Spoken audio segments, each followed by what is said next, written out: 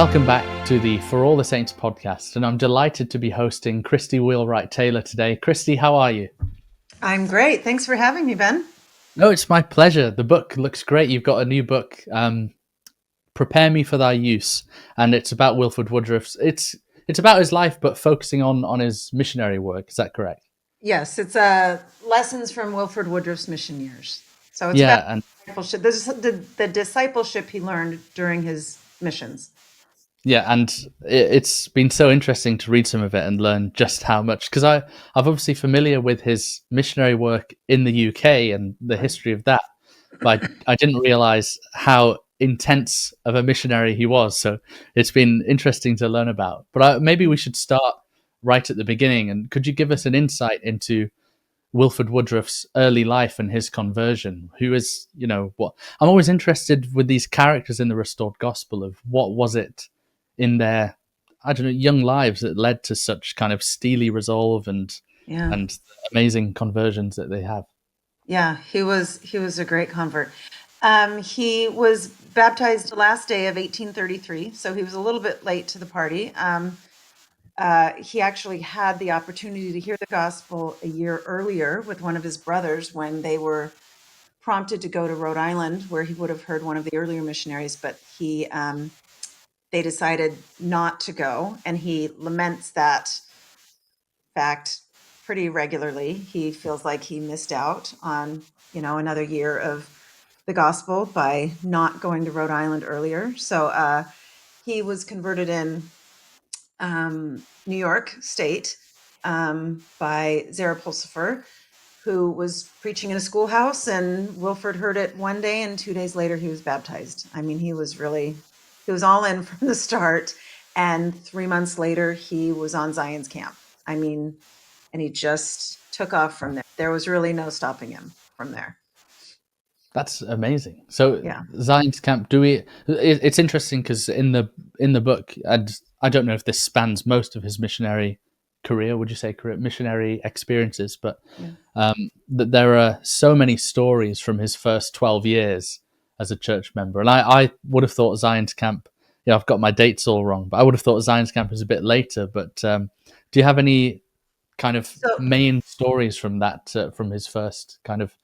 Yeah, Zion's camp was kind of like the MTC for him, I would say, tight quarters and a lot of camaraderie and a steep learning curve. That was so. He joined the church the last day of 1833, and then he heard Parley P. Pratt preaching about, trying to gather people for Zion's camp just, I don't know, 2 months later maybe. And by spring of 1834, he was in Kirtland meeting the prophet and Hiram. Like, he met them, he showed up in Kirtland, and they were shooting at a mark in the field. And then he stayed with Joseph until he left. And that's also where he first met Heber C. Kimball and Brigham Young, who were like best buddies. And he left on, I think, May 1st, 1834 to join Zion's camp. And yeah, he just wanted to be part of the group. And it was a great experience for him because he talks about learning so much from the prophet. He really loved those experiences, even though it was hard. At the beginning, when they were still traveling into Missouri, and there was cholera in the camp, they got the opportunity to sleep in somebody's cabin. Usually it was out under the stars and everything. And so he and some of his buddies grabbed their sleeping bags, not sleeping bags, but whatever they were, blankets, and ran in to claim this spot on the floor in this cabin. And while they were in there, the patients on Zion's camp with cholera were moved into there. And so they had to leave, and they left all their blankets behind. And he said, none of us ever used those blankets again, for they were buried with the dead. So we gained nothing but experience by being selfish, and we lost all our bedding. So he just was, he was enthusiastic, whether it was claiming a spot on the floor or learning the lesson that, I was a little selfish and I probably shouldn't have moved into this sleeping spot. But He really said it was a great learning experience. He said we called it a great school to learn with the prophet. And if I can just read a quote from him, one of his journals, he said, "We gained an experience that we never could have gained in any other way. We had the privilege of beholding the face of the prophet, and we had the privilege of traveling 1,000 miles with him and seeing the workings of the Spirit of God with him." I think that's a great way to look at it, because when we read about Zion's Camp, it sounds pretty terrible, you Oh know? yeah. And I think, don't sign me up for that. Those were the friends that he had forever. I mean, 8 of the original Quorum of the 12 Apostles were on Zion's Camp. The missionaries that he served with in England the first time were, most of them, from Zion's Camp. On his second mission to England, one of his closest friends at Zion's Camp was Jedediah Grant, and he was writing him letters saying, "I wish you were here," so it just was really a learning experience and a building experience for him in Zion's Camp. It seems like Zion's Camp was this sort of, I liked that you used this term, that like an MTC, and it seemed like that was what it was for a lot of people there as well. And I wonder, is this kind of, was going to Zion's Camp what put Wilford Woodruff on kind of the church leaders' radar in terms of him I'm being not called sure. for these different things? Yeah, maybe. He came back from Zion's Camp and he moved in with Lyman White. He stayed in Clay County, Missouri for a little bit. He didn't go back to Kirtland right away. And he said that was a great experience also because a lot of the high priests in the area were coming and going out of Lyman White's house. And it was right after that he decided he needed to serve a mission. And so he knew that to serve a mission, he also had to be ordained in the priesthood, in a higher office of the priesthood, because he wasn't a priest yet. And so he prayed to ask the Lord, how do I get a mission call? And same day, he's invited to serve a mission. And so I think, Zion Camp was Same just day. kind of the trajectory for him. And then once he was on a mission, his first mission was in the southern states of the United States. And he left just a few months later. And that's where, while serving that mission, he was called as a high priest and made ordained to the second quorum of the 70. So once he's on his first mission, he just keeps going. Yeah, that's amazing. So I'm thinking of the title of your book, which is such a great quote. It wasn't from Wilford Woodruff. Was it from Truman? It was from Wilford Woodruff. He said, and that was actually the day that David Patton and Warren Parrish came to the Southern States Mission to ordain him to the second quorum of the 70 as a Melchizedek priesthood holder. He said it was one of the greatest days of his life. Well, at that point, he said it was the greatest day of his life, but a lot of greatest days after that. He said, "I ask thee in the name of Jesus Christ to prepare me for thy use." So I thought that was an apt description of the way he just was all in as a disciple. And he said stuff like that several times. I mean, he said he wanted to, make me meet for thy master's use. Lord, give me grace according to my day. He reiterated pretty regularly that he just wanted to be an instrument in the Lord's hands. I love that. And I'm thinking from that, are there things or themes that you noticed in preceding these mission calls that did prepare him? Are there things that you can see that really prepared him, or is it more that these missions shaped him for his obviously later callings? But like, was he religious before he was converted? Well, he grew up in New England. And in, New England, he was born in 1807. And so in that period of New England history, there was a big revival of, the Great Awakening and this. So his family was religious, and they had invited, as he called it, Old Prophet Mason to their house. And in 1830, this Old Prophet Mason came and told them about a dream he had about a new church that was going to be revealed. And, this was 1830, which is the year our church was established, obviously. So that was kind of something that he, I think, kind of held on to and thought about and was like, I wonder where this is. I wonder where I'm going to find this. So he felt like he was prepared to hear the gospel by the time he finally heard it. And when they were finally doing ordinances for the dead, he was baptized and did the temple work for Old Prophet Mason. Wow. Oh, that's fascinating. One of his great days. Yeah. Yeah, many great days. Yeah. Yeah, it's so interesting when you say that I've been knee deep in church history recently because I was helping give a talk in Downham and Chatburn, which is 15 minutes away from where I live, where Wilford Woodruff has been. Yeah. And there we see obviously many miracles happened in that area of Lancashire with the missionaries, with Heber C. Kimball and whatnot. And the guy who started the Quaker movement also was in that area and had this vision that the Lord gave him of a great people to be gathered in that area, and just like seeing all of these premonitions and visions and prophecies that people were having, like Wilford Woodruff, that this new church would become, that there would be a new gathering. I find that so fascinating. So I didn't know that Wilford Woodruff had that like before his conversion as well. It's really fascinating. But anyway, we can go into the bulk of your book, which is his mission experiences. And it would be helpful if you could kind of chart out so we can get a scope of the missions that he did serve, because there were so many. There were so many. So we started with Zion's Camp, and I include that in the book because it was, you can call it a mission experience or the MTC experience, really. And I think that's great. And then he did the Southern States, and that was 1835 and 1836. And in between the Southern States and his next mission, which was to Maine, he got married to Phoebe Carter, who was from Maine.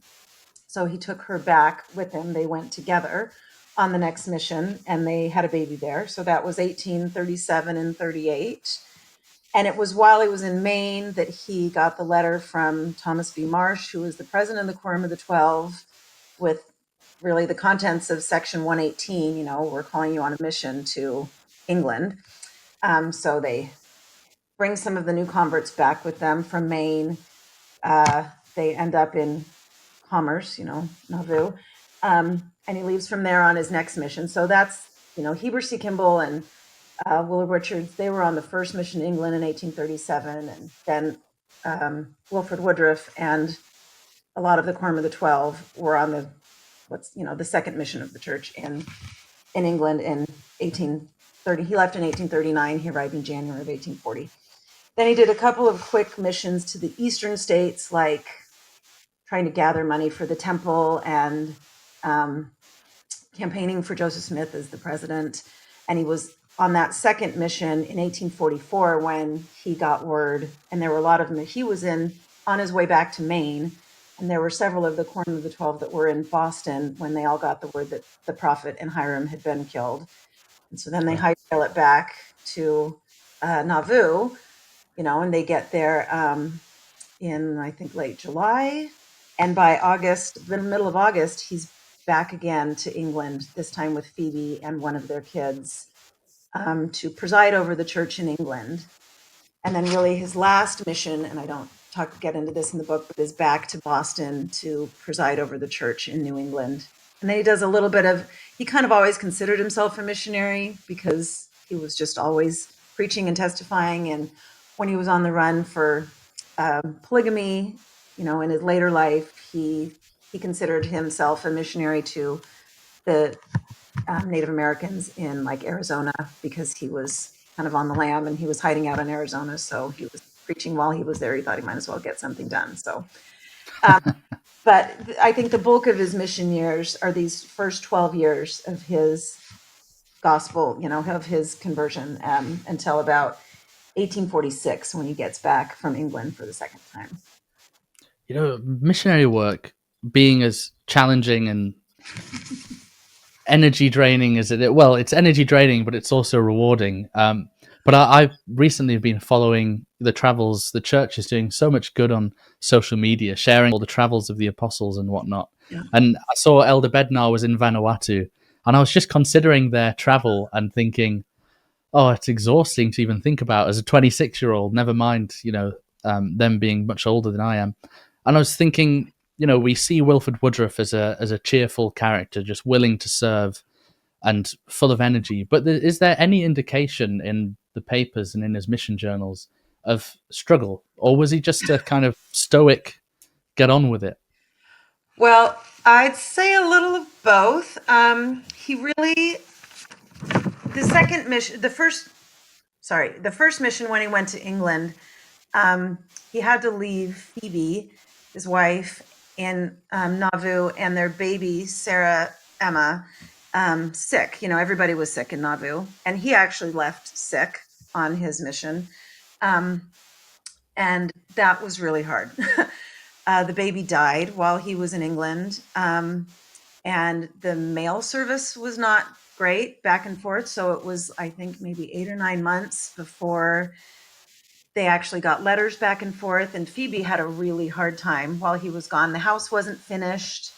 So it's, she's got a calf, I think, in there with her. And the neighbors are trying to tell her that she needs to sell the calf. And no, Wilford said I shouldn't. And he said the ward would take care of me. And so there was some trouble at home until she was taken in by some friends, the Clarks, and she moved into them, and she actually had her next baby in their house. And Wilford knew that things were hard, and he was sympathetic, but they were both dedicated enough to the gospel that, Phoebe maybe did a little bit more. I don't want to say complaining, because I would have complained a whole lot more than she did. But she wrote a lot of letters like, this is really hard, and when are you coming home? And he was a lot more stoic about it. But and trying to write her letters home to be encouraging. And he told her, we can grieve, but not without hope. He was really trying to be supportive. It was harder for maybe Phoebe, because she had to tell him in letters several times that the baby had died, because he wasn't getting the letters, or if he wasn't getting them in order. So like, she got one letter home after the baby had died, where he was talking about, I bought this thing for the baby, and the baby's already gone. And then she has to write him again and say, I guess you didn't get my letter. The baby's. So that was really hard. And later in his life, after his mission years, when he couldn't be with his family during the plural marriage years, that was also really difficult. But I'd say for the most part, he just was so all in that he didn't let those things get him down. I mean, he was so enthusiastic to the point of, like, sometimes you think, Wilford, settle down. Like, he talks about, I'm a believer from the top of my head to the toes of my feet, Or later on during the polygamy years, he says, I would rather be shot dead in the street than break my covenants to my family. So he really, and it's pretty clear that he really believed all that. He wasn't just trying to talk himself into that firm belief. He was sure that if he was following the Lord's, the will of the Lord, that he could expect the Lord's blessing. I mean, like in Malachi, I think of him with the verse in Malachi 3:10, prove me now herewith, if I will not open the windows of heaven. I mean, he was going to take the Lord at his word. If the Lord told him to leave his mission field, in that first mission field in England, and go, south to Herefordshire, he was going to do it and figure out why he was there later. He was really certain all the time. And he had a great sense of humor, which I think helped him get through a lot of that. I can't even imagine how heart-wrenching these missionaries having to leave their families, especially knowing or being kind of party to the uncertainty that they would face and the potential trials that they would face at home and not being able to be with them. And yet that one sermon that Wilford Woodruff listened to that he, that caused him to be baptized later, I would have loved to have heard that sermon and to have felt the power of that, because obviously it was very powerful, and I'm sure there was more later they experienced. It's just, and interestingly on this point, you said in the press release of the book that Wilford Woodruff. I found this really interesting that you described Mhm. him as a witness of the powers of both heaven and hell. Oh, could you dig into that a bit more and elaborate on that?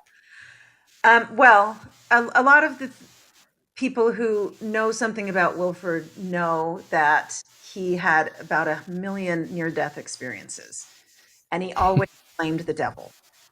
I mean, and some of it started when he was little, like he was crushed by a water wheel and he was almost drowned, and he like fell into a pot of boiling water.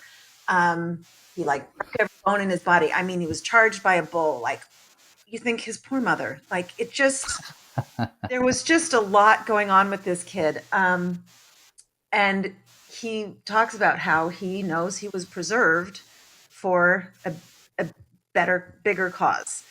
Um, and you can't, and it went on for a long time. I mean, he talks about later when they were crossing the plains and like a bullet went through his hat or his shirt or something, and he broke his breastbone and all these things. But I mean, like in the first, I think, chapter of my book, I talk about how he's 67 years old and he's up in a tree harvesting peaches with his son, and he falls out of the tree and he blames the devil. And you think, well, that's maybe just reckless as a 67-year-old. But he certainly felt like the devil was after him, and the devil be damned, really, because he was gonna go on to do bigger things. So I think that's the powers of hell working against him for sure. I love that story. That is such a great story. I really like that. Yeah. But what are some of your favorite stories from his missions that you've done so much research about this with the book? What are some of the Yeah. Um, favorite ones for you? well, there just were so many. Um, he loved fishing. This is the benefit of his record keeping, isn't it? There's Yes, just his so record many. keeping. He wrote and received about 30,000 letters back and forth, 31 daybooks and journals, several autobiographies. I mean, on right now, the pages that we've been able to find and transcribe is about 45,000 pages of Wow. documents. I mean, there's just a lot. And he loved to tell a story. He was a great storyteller. Um, so let's see. Let's do one maybe from his mission in Maine. Um, oh well, before that, on his mission to the southern states, he had to cross Missouri to get into Arkansas and Tennessee. And Missouri was really no man's land for the Mormons back then, so they were hustling as fast as they could, and they stopped to get breakfast at a member of the mob's house, his name was Beeman, um, who wasn't actually home when, and hospitality back then, if someone knocks on your door, you feed them and then they go on their way.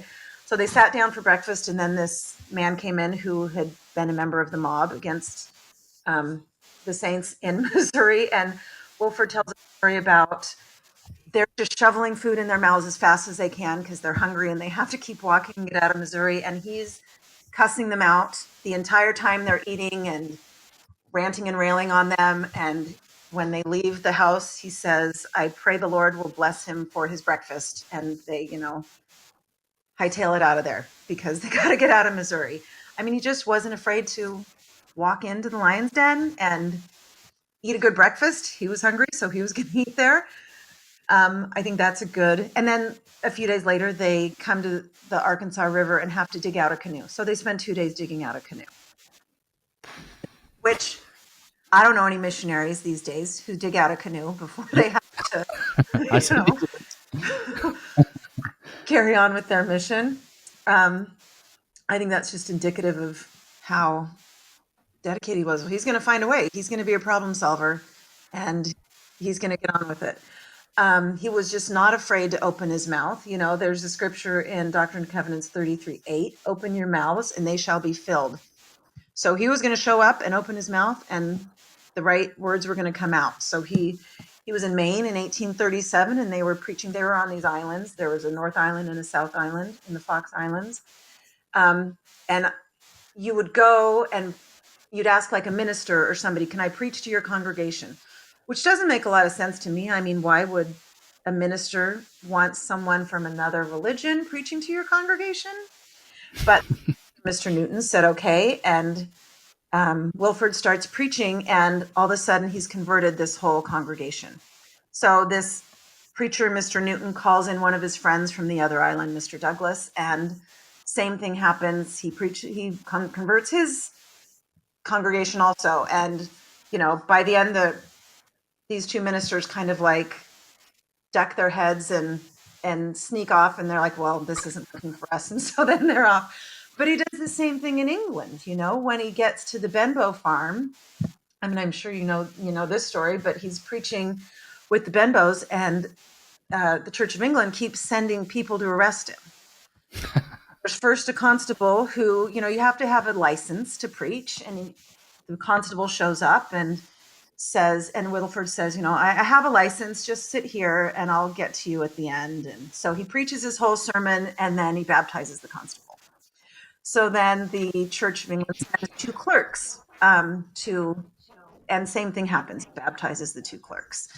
And so then the rector, I'm not sure what they're called, you maybe know, they write to the Archbishop and say, what do we do with this guy? And the Archbishop says, well, you need to take better care of your flock, and then this wouldn't be happening. He's just going to open his mouth, and he trusts that the Lord is going to fill his, make him say the right words, and he's going to convert by the power of the Spirit. And it always works out for him. The Benbow Farm story has become sort of beloved in the UK, as we have every 4 years we do the British pageant, and they do the British pageant in Nauvoo now as well, I believe. And they kind of had one of the primary missionary scenes is this recreation of the constable coming and then getting baptized after, and the narrator jokes that they stopped sending constables after so many were baptized, and I just absolutely love that. It's brilliant. And he had a real impact on the church in the UK. We know that most of the apostles came, I think it was 9 out of the 12, all were sent, but some couldn't go or something. And Wilford Woodruff keeps coming up, I mean, with this United Brethren in Herefordshire, I think, and John and Jane Benbow. And we have the Gadfield Elm Chapel down there, and it's I love going there. I think it's an amazing place. And just to think that was the first ever owned chapel of the Church of Jesus Christ of Latter-day Saints. Well, and they got it because he baptized the superintendent of the United Brethren, Thomas Kingston, and your meeting houses go with the people. So the meeting house was transferred to the church when he baptized those people who own the meeting house. So it was a great success. I've been to the baptism site and everything there. Oh, it's just amazing, that connection to Wilford Woodruff and all those saints of the United Brethren. It's just such a great feeling. Yeah, and he says in his journals that he baptized 600 all the 600 United Brethren save one. And I always think, who's that one? I mean, that one who's immortalized is the one who didn't get baptized. I love his. I got this quote that I found during my little research for this talk that I was doing in Downham and Chatburn of him, and when he visited, and he said Downham is this tiny, for people who don't know, this tiny village that Heber C. Kimball had these amazing experiences in, and Wilford Woodruff went there as well. And he said later on, I was much pleased with the meek and quiet spirit manifested amongst them. I walked through the village of Chatburn, of which Elder Kimball speaks in his journal, as walking through it with his head uncovered and blessing the place, while the children had hold of his garments as he passed along. I felt the Spirit of God rest upon me while passing through the street, where such scenes of interest had transpired with Elder Kimball and other servants of God. And I was able to read this as I was walking along the village, and just I felt such a connection to it, which is why I was so excited that we're doing this soon after. But I know about the English stuff and the success there, and it's quite famed in the church widely now. But I've heard so many things about the southern states and this kind of Bible Belt that exists in America. And what level of success did he experience in those kind of areas? I mean, smaller scale than England. England was his biggest success, obviously. I mean, it just he records that in England, he by the time he was done, they had baptized 1,800 members. Just huge. Amazing. But he had a lot of success in the southern states, and that was right at the beginning when they were still gathering people centrally. So he would baptize people, and then he would pick a kind of a captain to lead them back to Kirtland or Nauvoo or wherever they were. So these were people that he would see again. He had a relationship with them, not just the day he baptized them. And he was really clear when he was there, like, when he was in the southern states, he hadn't been to the temple yet. It was before the Kirtland Temple was dedicated, and he missed the dedication because he was on this mission. So he hadn't been to a temple yet, but he was still preaching. He didn't speak of it exactly as a temple, but he talked about, recording their deeds in heaven. And he's talking about, posterity, and he doesn't call it as work for the dead, but I mean, that's one of the things that made him such a great record keeper, is that he was talking about, you will be blessed in heaven and your name will be recorded in heaven because of this commitment that you're making. And so he was preaching things that he only knew a kernel about at the time, that he could expand on for the rest of his life. And it was it's really fantastic to watch from his early mission, his first mission in the southern states, the way that his teaching could evolve and develop into so much deeper. And even though he was speaking the truth at the beginning, it was so much richer by the end, because he'd been through the temple. He knew how it all worked, and he understood so much more about the organization of the church and the administration of the church and God's dealings with his people. And when you can study the whole thing and you see the whole arc of his discipleship, it's stunning. And he was so great at it. I didn't think I would like him as much as I did, because I do. Yeah. Do you see that arc reflected? So, for example, I look at the beginning of my mission journal compared to the end, and it's completely different. It's and do you see that reflected in his writing from those early southern state missions to when he was in New England, for example? He liked to retell stories. So in his autobiographies, he'll write a story from his earlier years, but he'll expand on it. And he says, for example, about his England mission, he'll say, I didn't understand why the Lord sent me here, but I do now. And he'll say stuff like that a lot. He'll say, I knew that I needed to do this. And then later on, the Lord will explain the whole thing, why he was there. And then he'll explain to everybody else. And he gave a lot of discourses and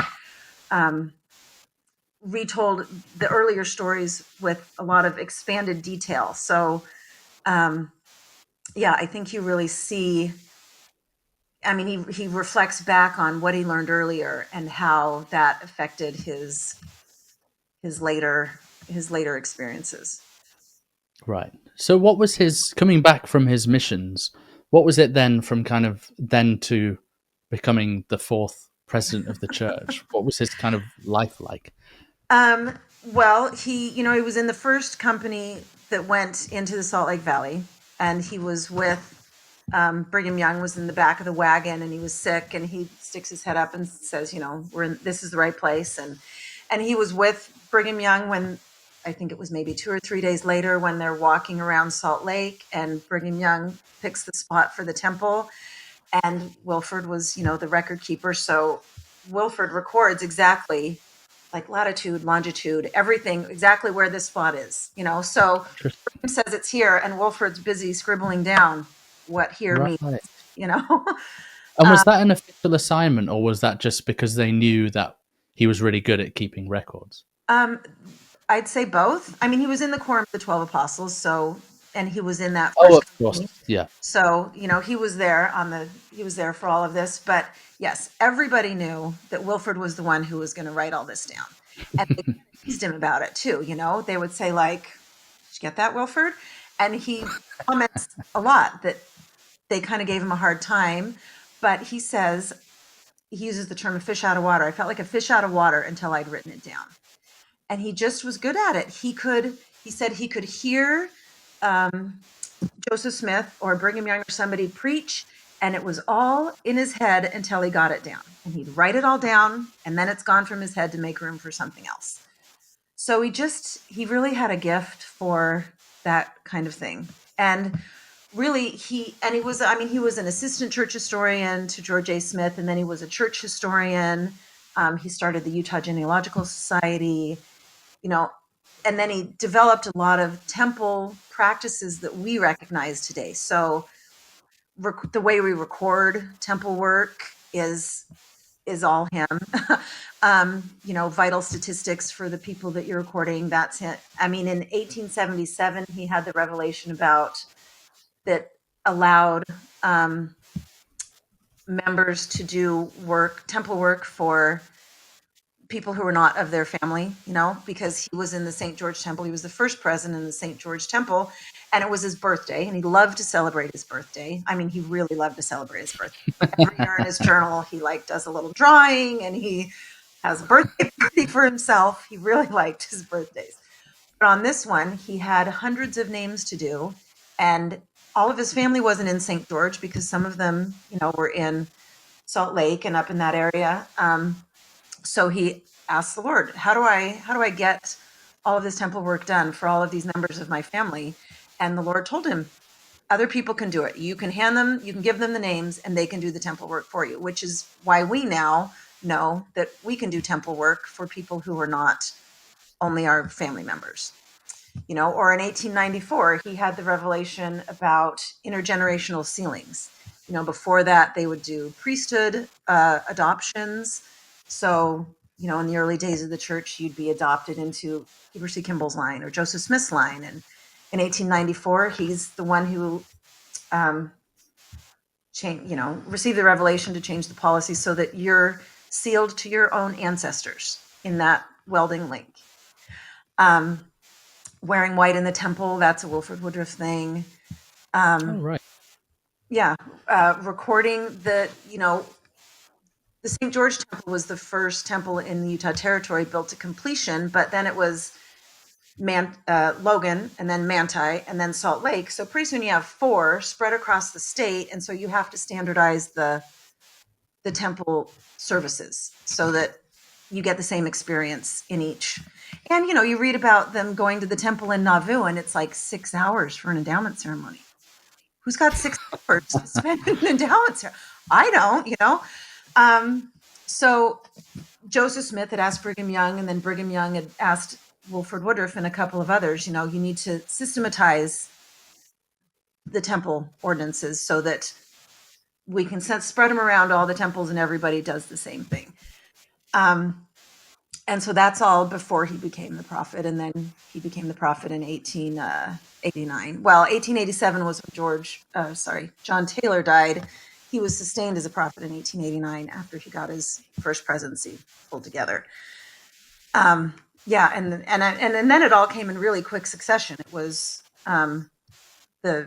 his sustaining as the prophet, and then it was the manifesto a year later, and then it was the Salt Lake Temple dedication 3 years after that, and then it was statehood 3 more years after that, and then he dies. I mean, it was clear that right at the end, he had some stuff he really needed to get done before his time was up. And he did. He was amazing. That's really interesting, because I had heard that much of the endowment and temple worship as we know it today, much of it stems from Wilford Woodruff's organization, but I didn't know those specific things. So that's really interesting to hear about, to understand that it's both kind of spiritual and administrative. I'd assumed it was just spiritual, kind of like this is how you do the endowment, but it makes sense that you would have to standardize. As you scale up, you have to, Yeah. So that's really what are some of the things that were kind of key themes that aren't necessarily administrative, but as you looking over his ministry, some key themes of his life that stand out to you? Like if you were to describe Wilford Woodruff in 3 words, that's a classic job interview question now. Well, I think consecration, he was just all in from the start. And really, he never looked back. He was so fearless, and he was just going to trust the Lord, and the Lord was going to take care of it. And it didn't bother him that it was going to be hard. He didn't think of it as like being hard, like we might today. He felt like we should expect hardships, and that's just the price we pay, and the Lord's going to take care of it. So, I mean, we read in Doctrine and Covenants 38:15, "Fear not, for the kingdom is yours." That he just took that to heart. He wasn't going to fear. He was just going to go with it. And I love, for instance, in section 118, when they receive the mission call to England, and they are told and this is the summer of 1838, when they're still in Missouri, in Far West, the Lord tells them to leave on their missions the next year from the temple site in Far West. But by the time they get to April to leave on their missions, they're not welcome in Far West. They've abandoned Far West. Joseph Smith is in Liberty Jail. They've already had Hans Mill and Battle of Crooked River, and David Patton has died, and it's really a mess.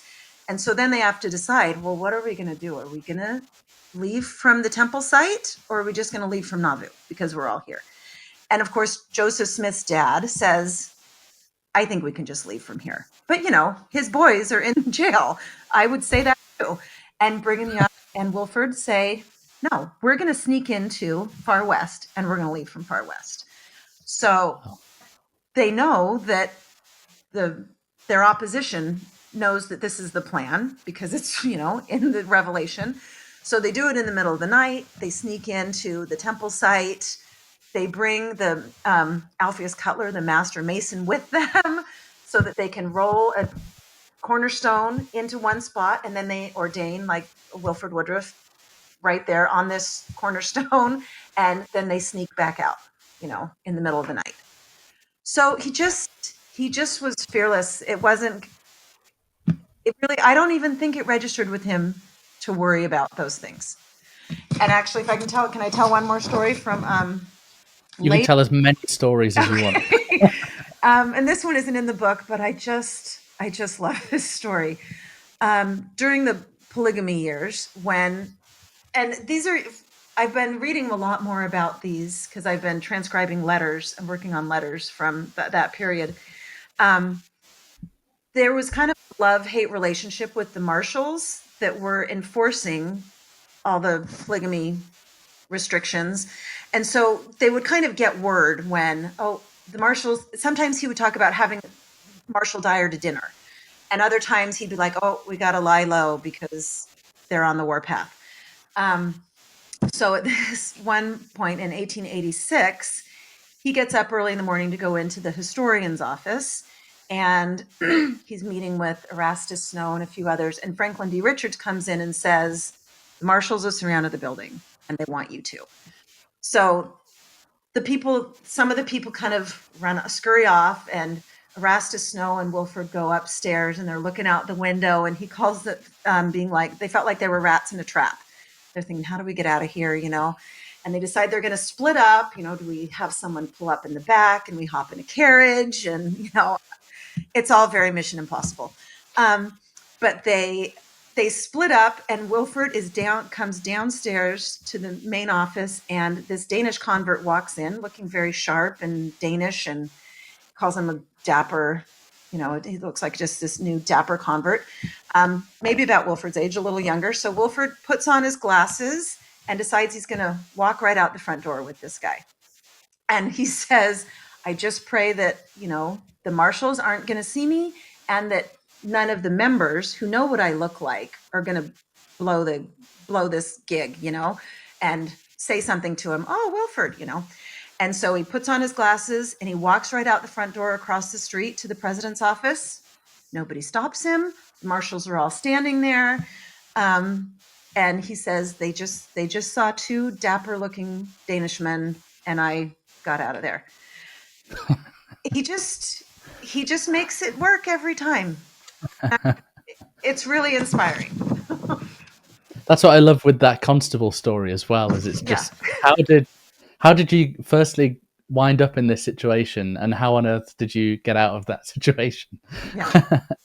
I love that. If it goes well, it's down to God, and if anything bad happens, it's down to the devil, and you just move on.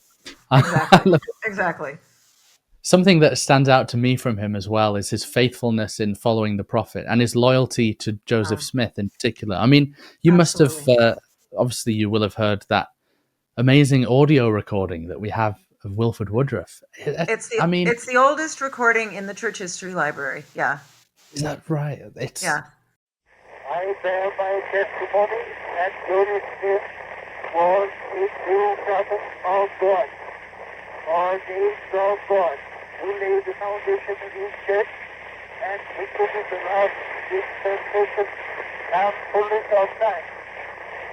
Prophet Joseph laid down his life for the word of God and testimony of Jesus Christ, and he will be crowned as a martyr in the presence of God and the Lamb.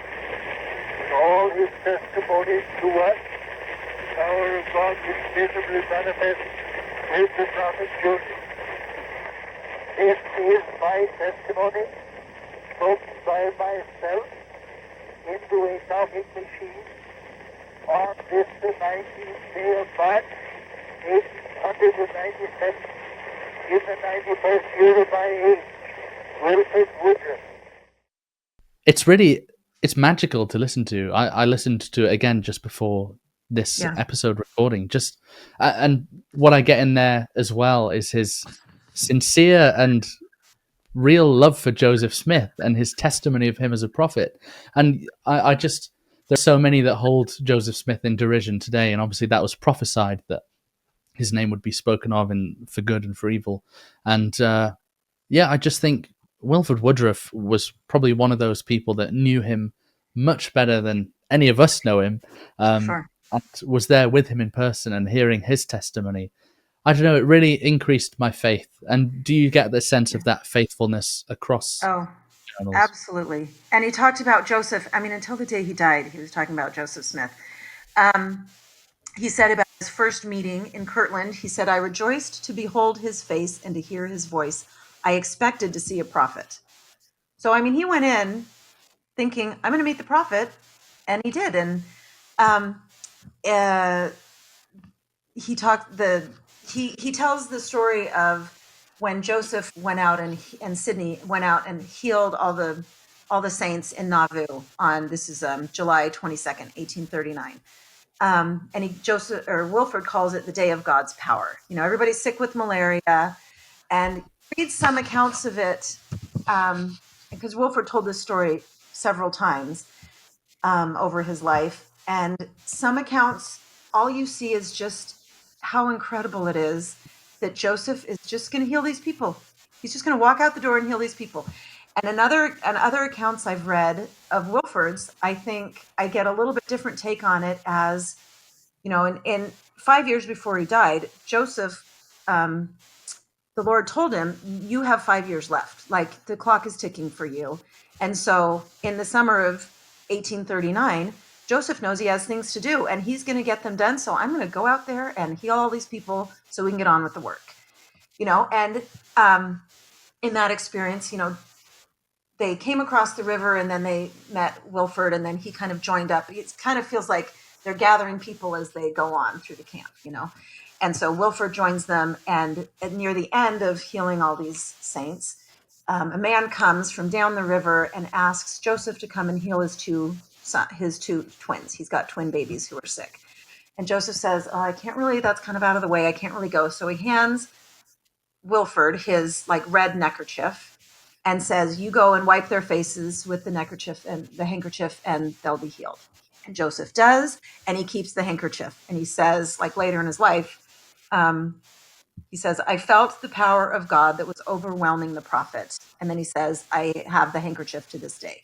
And if you go to the church history library, you can see it. I mean, I just went and saw it a couple weeks ago. They've got it framed in there. And it's just, he just loved to tell that. And so even until that recording that you're talking about, he was the prophet by then. It was about a year before he died. He could have talked about a million different things. And the whole thing is about Joseph Smith. And the last thing he says in that recording, he's testifying of the prophet Joseph, and he said, the prophet Joseph laid down his life for the word of God and testimony of Jesus Christ, and he will be crowned as a martyr in the presence of God and the Lamb. In all his testimonies to us, the power of God was visibly manifest in the prophet Joseph. This is my testimony, spoken by myself into a talking machine on this, the 19th day of March, 1897, in the 91st year of my age. And just, he's just delightful. It's just amazing. I love that he calls it a talking machine. Yes, you think Singing in the Rain or something, talking into the... Yeah. What's something that might surprise us or surprised you when you were new to the project and learning about Wilford Woodruff that you didn't expect about him? Well, I mean, I grew up in the church, and I knew I knew he had a lot of wives, and I knew that he was a prophet, and I knew that he had a lot of accidents, but I didn't realize how funny he was. He's just funny. He talks about when they finally got to build a house in Nauvoo, he says something like, he writes in his journal, I flung 1,000 bricks, I nearly melted myself, And I just, and he tells a story about in Maine when Phoebe was with him, because she was on the island with him for part of the time, and they went out with another couple of new converts, this husband and wife couple, to dig for clams, like on the sandbar. And while they were out there, the tide came in. And so then they're like, oh, now what do we do? We're stuck. So he talks about like making an armchair, like he and the other guy put their arms together and they carry the wives back and forth across the surf. He calls it Adventures in the Surf. I mean, he just was funny. He actually reminds me a little bit of President Hinckley that way, because he had a way of just turning around the hard things. I mean, he was in a tavern in Memphis, and he was alone at this point because his companion had ditched him in an alligator swamp. He's like, I've had enough of this. I want to go home to Kirtland. And he left Wilford in this alligator swamp. So then Wilford's alone, and he goes to this tavern, and the innkeeper's going to like have a little fun with him and gather some men to preach. And Wilford just plays it up, and he's like, oh, I'm going to show them. And he turns it around, and he surprises them all with how great it is. And the way he talks about it is, I don't want to say cocky, but he's very sure of himself. And he's like, well, I'm going to make this work to my advantage. And he does, and I always think of that quote by President Hinckley, talking about how, we should expect hardships and don't be surprised. He says, President Hinckley said, anyone who imagines that bliss is normal is going to waste a lot of time running around shouting that he's been robbed. The fact is that most putts don't drop. Most beef is tough. Most children grow up to be just people. Most successful marriages require a high degree of mutual toleration. Most jobs are more often dull than otherwise. Life is like an old-time rail journey, delays, sidetracks, smoke, dust, cinders, and jolts, interspersed with occasional but beautiful vistas and thrilling bursts of speed. The trick is to thank the Lord for letting you have the ride. And that really reminds me of Wilford Woodruff, because these horrible things would happen, and he would say, and we went on our way rejoicing, and I thanked God for the privilege. And it's just a great, refreshing take on hard things. I really appreciate that about him.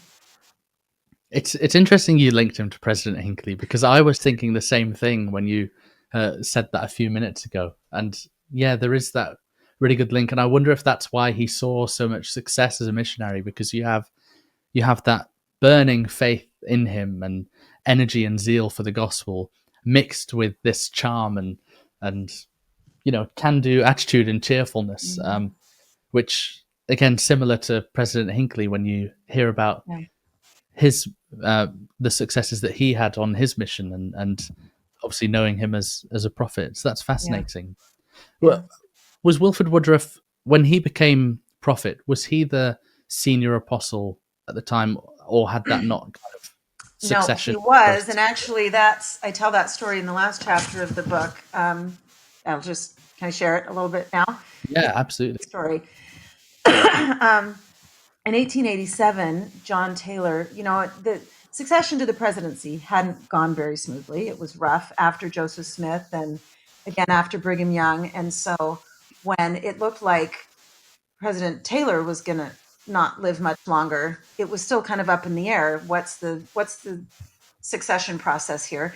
So, Wilford was the president of the Quorum of the 12, and Heber J. Grant, who is the son of his good friend Jedediah Grant, was a junior apostle in the quorum, and came to Wilford and said, I hear President Taylor's not going to live much longer. Do we have to have you as the next president, or could we jump ahead to Joseph F. Smith? Because there'd been a couple of revelations about that Joseph F. Smith would eventually be the prophet. And so, and I'm sure the question took Wilford back, like, what's wrong with me? Yeah. Wilford was a little older, and I think the question probably had more to do with John Taylor's nephew and counselor, George Buchanan, who wasn't very popular. And I think Heber J. Grant was more asking, like, if we jump ahead to Joseph F. Smith, that would maybe relieve the George Buchanan problem. But Wilford said, I'm going to think about this and I'll get back to you. And he writes a 10-page letter. This is and you can look it up. We have it on our website. And I quote it in the book, but it's 10 pages of Wilford explaining very patiently and very kindly to this junior apostle why the next prophet is the president of the Quorum of the 12. And he talks about when he was the Quorum of the 12. The earlier Quorum of the 12 was in a meeting with Joseph Smith, and Joseph left the keys of administering the church to the Quorum of the 12.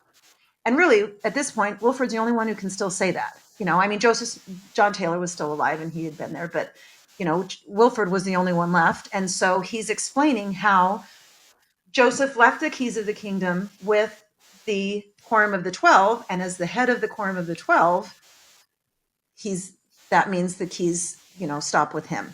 So that's why the succession goes this way. And then he signs the letter and says, if you have any other questions, I'm happy to talk to them about you.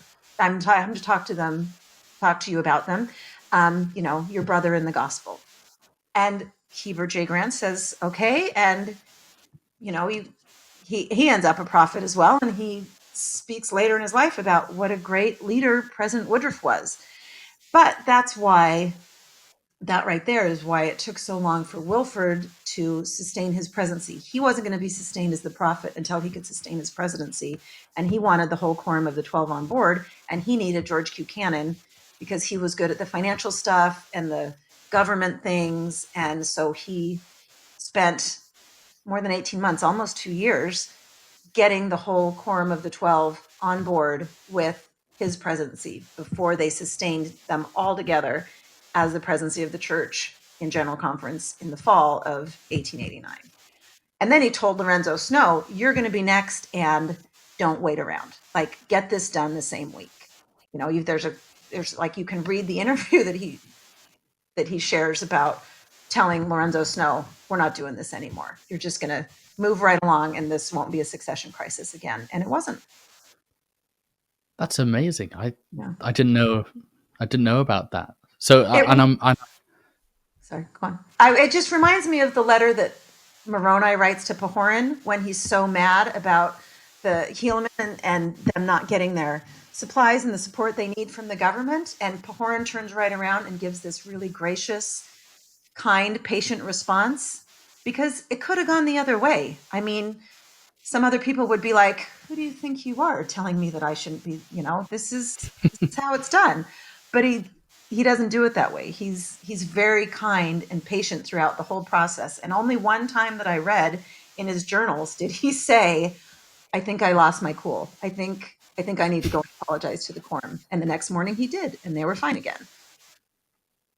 I love that. Yeah, it's I was going to say it must have been kind of awkward to have to put yourself in that position, but obviously he's handled it very well, and is testament to his divine calling, in that sense. Yeah, we maybe don't think of him as being that gracious and diplomatic, but he really was good at just patiently explaining stuff like that.